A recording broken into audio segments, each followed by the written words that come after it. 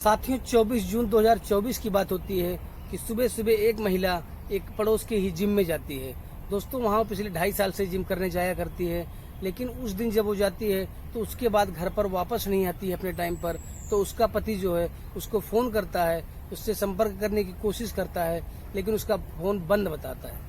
दोस्तों उसके बाद वो अपने सगे संबंधियों से पता करता है कि कहीं वो उसके यहाँ तो नहीं गई है, लेकिन जब वहाँ से भी वो उसको नहीं कोई पता चल पाता है तो दोस्तों वो थाने जाता है और थाने जाने के बाद वहाँ से उसको जो है FIR दर्ज करवाता है। और उसके बाद जो है जब वो कातिल को पुलिस ढूंढती है, साथियों कातिल जब पुलिस को उस घटना की सारी सच्चाई बताता है तो सुनने वाला हर व्यक्ति हैरान और परेशान हो जाता है कि कातिल कितना निडर और कितना बुद्धिमान था, कितना चालाक था। दोस्तों बहुत ही दर्दनाक कहानी है, आप इस कहानी को पूरा वॉच कीजिएगा। दोस्तों कहानी की शुरुआत करते हैं। नमस्कार दोस्तों, मैं हूं अभय और आप देख रहे हैं स्टोरी विद अभय चैनल। दोस्तों दरअसल 24 जून 2024 की बात होती है कि सुबह सुबह कानपुर के ग्रीन पार्क स्टेडियम के पास ही एक सोसाइटी होती है। राहुल गुप्ता नाम के व्यापारी होते हैं। दोस्तों उनके घर में उनकी पत्नी होती है जिसका नाम एकता गुप्ता होता है, और उसके पिता हैं जो बीमार रहा करते हैं, और उसके 2 बच्चे होते हैं।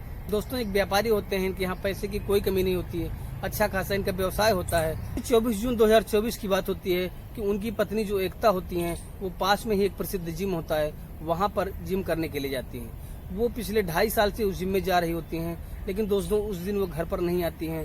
तब जो है उनका पति परेशान हो जाता है और जाकर थाने में उसकी FIR दर्ज करवाने की कोशिश करता है, लेकिन वहाँ पर पुलिस वाले होते हैं, वो कहते हैं कि तुम्हारी पत्नी किसी के साथ भाग गई होगी, जाके पता करो किससे उसका प्रेम प्रसंग था, और जो है उसका नंबर वगैरह होगा वो जो है पता करो, मिल जाएगी।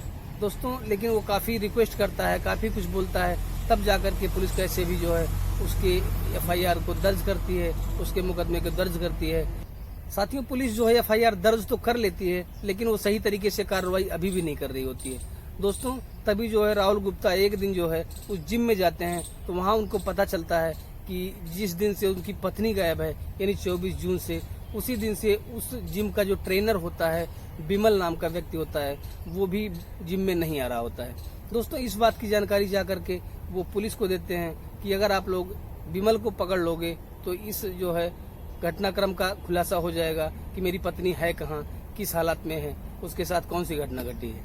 दोस्तों पुलिस जो है बिमल को पकड़ने का काफ़ी प्रयास करती है, उसकी बहन के यहाँ, उसके रिश्तेदारों के यहाँ, उसके बारे में जो पता चलता है सब कुछ करती है, लेकिन बिमल का कुछ पता दोस्तों नहीं चलता है।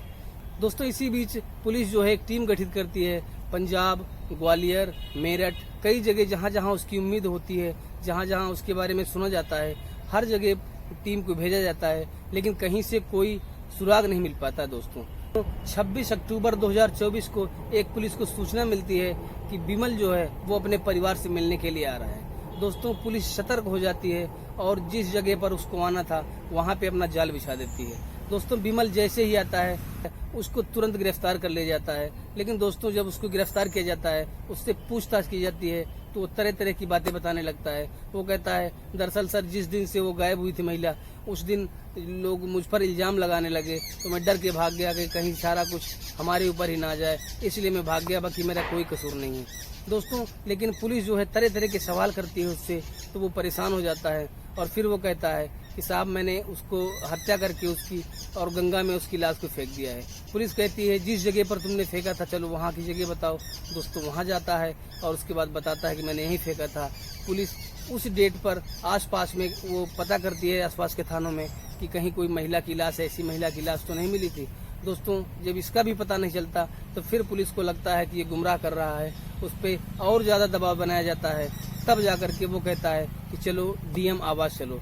दरअसल हम आपको DM आवास के बारे में बता दें कि वहीं पर पास में ही DM कंपाउंड यानी DMG का आवास होता है, और पास में ही 1-2 नहीं कई बड़े बड़े अधिकारियों का आवास होता है, और वहाँ कई जजों का आवास होता है। बहुत ही हाई प्रोफाइल एरिया होता है। दोस्तों साथियों बिमल पुलिस को कहता है कि DM आवास यानी DM कंपाउंड पर चलिए, वहीं पर आपको महिला मिल जाएगी। दोस्तों इस पर वो जो है समझते हैं कि इसकी जान पहचान है, इसलिए ये मुझे धमकाने की कोशिश, पुलिस वाले सोचते हैं कि ये धमकवाने की कोशिश कर रहा है कि जाके DM साहब से तुम्हारी शिकायत करवाऊंगा। पर दोस्तों बिमल कहता है कि नहीं साहब ऐसी कोई बात नहीं है, आप चलिए, वहाँ पर आपको उस लड़की की लाश मिल जाएगी, वहीं पर हमने दफन कर रखा है। दोस्तों वहाँ पर ले जाता है तो जो डीएम साहब का आवास होता है उसके बगल में एक दीवार होती है, एक बाउंड्री होती है। बाउंड्री के एक तरफ डीएम साहब का घर होता है और दूसरी तरफ कुछ झाड़ियां उगी होती हैं। दोस्तों उसी झाड़ियों के नीचे 26 तारीख को रात 8 बजे वो खुदाई शुरू करवाता है और 1-1.5 घंटे के अंदर ही साथियों 5-7 फीट गड्ढा खुदवाता है। पहले उसमें लोअर और टी शर्ट वगैरह मिलते हैं, लेकिन उसके बाद वहाँ पर एक कंकाल मिलता है। दोस्तों उसके बाद उसका डीएनए कराया जाता है कि कहीं ये शव जो है, ये कंकाल जो है वो एकता गुप्ता का ही है कि नहीं है। तो साथियों उसमें मैच कर जाता है कि वो कंकाल जो है एकता गुप्ता का ही है। दरअसल जब उससे पूछताछ की जाती है कि ऐसा क्यों, कब, कैसे हुआ, क्यों तुमने इसकी हत्या की, तो दोस्तों वो बताता है कि 24 जून को जब ये आती है वहाँ जिम में अपना जिम करती है, उसके बाद ये उससे बात करने की कोशिश करती रहती है, लेकिन वो उससे बात करने के लिए आनाकानी करता रहता है। दोस्तों जब वो काफी फोर्स करती है, दरअसल एकता और विमल में प्रेम प्रसंग चल रहा होता है। तो एकता जो है विमल के बारे में सुन चुकी थी कि उसका तिलक हो रहा है, तो इसी बारे में वो काफी गुस्सा थी। तो वो उसको कहता है कि चलो कार में बैठो, मैं वहीं आता हूँ तो वहीं बात करते हैं। दोस्तों वो जाकर के विमल की कार में बैठ जाती है। उसके बाद थोड़ी देर में विमल आता है तो उससे बातचीत शुरू होती है। तो एकता कहती है कि तुम कैसे आदमी हो कि मुझसे भी संबंध बना रहे हो और दुनिया भर की लड़कियों से तुम बात करते रहते हो। ऐसी बातें दोस्तों होती हैं। तो इस पर विमल को काफी गुस्सा आता है और वो गुस्से में आकर के एक मुक्का एकता के गले पे मारता है। दोस्तों वो तुरंत वहाँ पे लुढ़क जाती है, बेहोश हो जाती है और थोड़ी देर में ही उसके नाक से खून आता है और उसको उठाने की कोशिश करता है, लेकिन तब देखता है कि उसकी तो जान ही निकल गई है। दोस्तों वो बहुत ज्यादा परेशान हो जाता है। वो सोचता है कि अब इसको कहाँ ले जाऊं। उसके दिमाग में एक बात आती है कि इसकी लाश को ऐसी जगह पर ले जाऊं जहां पर किसी को शक ही ना हो। तो वो डीएम कंपाउंड के पास जाता है। दरअसल दोस्तों डीएम कंपाउंड पर बहुत ही ज्यादा सिक्योरिटी होती है, क्योंकि वहाँ बहुत बड़े बड़े आदमियों का आवास होता है, लेकिन वहाँ पर उसके लिए ले जाना आसान होता है क्योंकि उसकी वहाँ जान पहचान होती है। दरअसल वहाँ पे एक क्लब होता है, जिम क्लब होता है, जहाँ पर वो अधिकारियों के बच्चों, अधिकारियों की बीवी को फिटनेस रहने के टिप्स देता है। यानी वहाँ भी वो ट्रेनर होता है। पिछले 10 साल से उसके रिश्ते होते हैं, इसलिए वहाँ पर उसको जाने में कोई दिक्कत नहीं थी।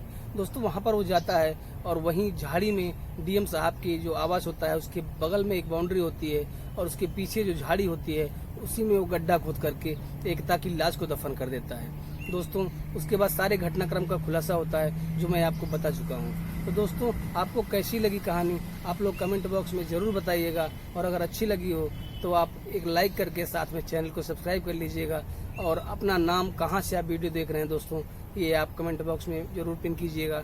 दोस्तों फिर मिलेंगे किसी अन्य वीडियो में, तब तक के लिए नमस्कार, जय हिंद।